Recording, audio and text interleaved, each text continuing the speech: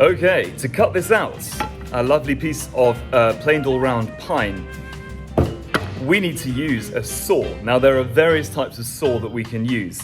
Saws are what we sometimes call like wasting materials. So when we're working with any kind of material, often what we do first is we waste and then we finish the cut. Now wasting is just for removing big bits of material. So for example, wasting tools that we have on hand in the workshop typically are something like this, which is called a tenon saw. This is great for cutting nice straight lines through material. You can see it's got a really long, wide, flat blade. Now the only trouble is with this is it has this thing running on the top called the bead. Now the trouble with this is that you can't just cut all the way through a piece of material with the blade going all the way through. So for example, if I hold this here, it's not like I could be sawing down, saw, and then go all the way through like that because the bead would get in the way of the cut. So these are only good for cutting as deep as the blade is. So you can only really go up to about to the black bead there. So that's the problem with these. So that's where you need to use a panel saw instead. Other ways of sawing things are, we have a coping saw. Coping saws are great, but they're not great for cutting straight lines. They've got a very thin blade and yeah, they're really good for cutting intricate curvy lines or more detailed shapes in thinner materials like plywood, but for doing thicker pieces, they're not quite so great. So we need to use more of what we call a ripping saw, which is, you can see the teeth on here are much coarser.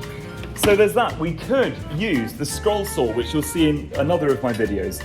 These are great, but they're basically a coping saw which is powered. So for this application, not great, because we're going to get a really wavy, curvy line. We need a nice straight line. The other option we could use is a jigsaw.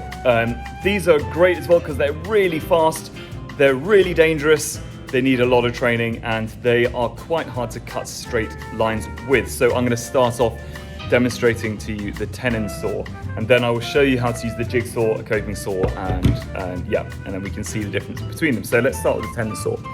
Now tenon saw, we can't just cut like this, because if we just cut like that, we're going to end up cutting our table to pieces. So what we need is something called a bench hook, which is one of these. So I'm going to undo the vise. The bench hook has these little lips on each side, and we're just going to clamp that in there. There we are. And we tighten that up. Then I've got almost like it's not really a clamp, but it's a way of just leaning into the material. So I'm pushing all my weight into the front there. I'm just going to have to move the camera so that I've got space for the saw. All right. The next thing we do is we cut on what we call the waist side of the line. Now this is the part that we want to keep, so I need to cut on this side here. Now it's a good idea when you're marking out to mark off which side is the waist side. And typically what we do with a tenon saw, the tenon saw is about, I don't know, the blade's about 1 millimeter thick. So if we cut on the line, we're actually going to be removing 0.5 millimeter from that overall dimension. So we actually need to cut so that the saw is nearly flush with the line on the waist side. So we start just by doing some simple drawn back lines like this. You can see I was using my thumb there to just help guide the saw in like that. And when using a tenon saw, we just have to use nice long strokes like this.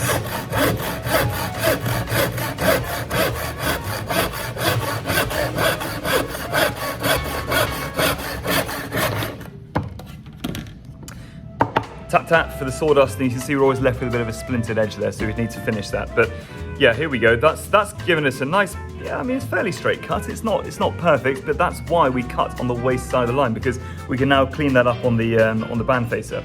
So that's how you cut with a tenon saw. Now, if we were going to use, I mean, we can't really use a coping saw for something like this. I'll show you what it would look like if we were trying to cut it with a coping saw. You probably have to put it vertically. Let's pretend that I'd marked this out already. Now the coping saw, we'd have to then cut horizontally like this, which is really like not ideal at all. So we'd have to do something like that. But you can see with this, I'll just demonstrate, you can get a very curved line with this. And the trouble you have with coping saws is that the blade can snap quite easily if you twist it around too much.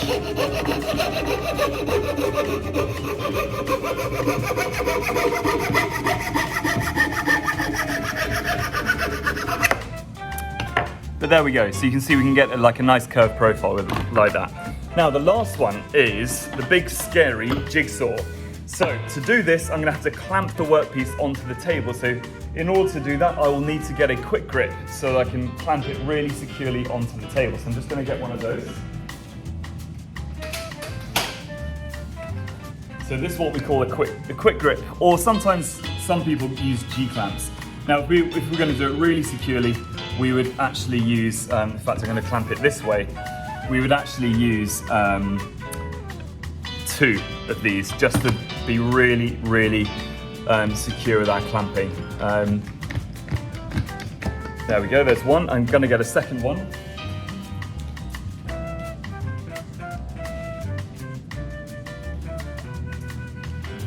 Here we are. So I'm just going to clamp this on like that. Then we've got a really nice secure clamp cut there. And if we just mark off a simple straight line like that there, notice how to cut this. I haven't got loads of material hanging over the edge. If I did that, it would be there'd be too much material like flopping around. Now, obviously, to use something as powerful as a jigsaw, I will need to put on safety goggles.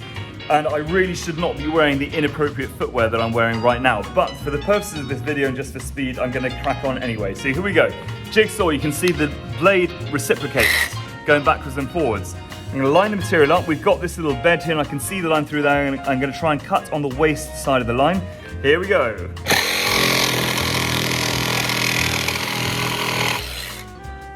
Okay, I'm gonna lock the blade. Done, there we are.